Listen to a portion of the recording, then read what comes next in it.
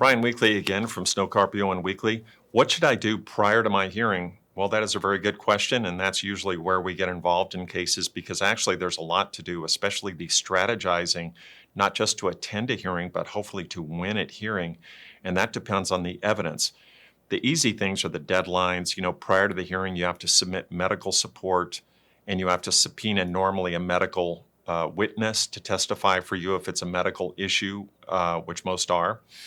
Also, lay witness documents and lay witness subpoena requests. If, let's say, the issue is, did you get hurt on the job? If you had an eyewitness, you would want to bring him or her to the hearing with you to testify. The hearings are via video, via the Google Meet platform, which works quite well. The judges at the commission tend to be very good, in my opinion, after having done thousands of hearings before them, and will listen to your side of the story and will look at the evidence critically and issue decisions after critical thought, which is fantastic.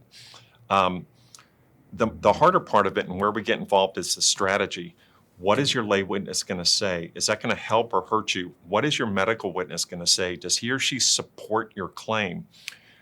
Can they testify to certain critical things in all cases, which is what's the nature of the injury? What are the diagnoses? Do these diagnoses relate to the industrial injury? What is the plan? Is it surgery? What surgery is reasonable and necessary and related to the injury? What's your current work status? Is it modified? Is it no work? Is it no restrictions? Will you have permanent impairment? Will you have permanent work restrictions? Will you need supportive care? And that requires preparation. So there's strategy that goes into hearings. It's not just telling your story or speaking louder than the other person. It's a strategy of deploying evidence, and that involves understanding the other side's evidence. And as a non-attorney, that can be quite tricky what another attorney is doing. Defense attorneys tend to be very experienced in workers' comp.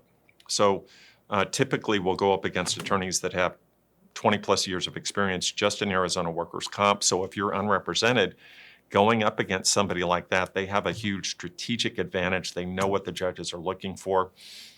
On hearing questions or anything else related to your workers' comp claim, don't hesitate to reach out to us. Thank you so much.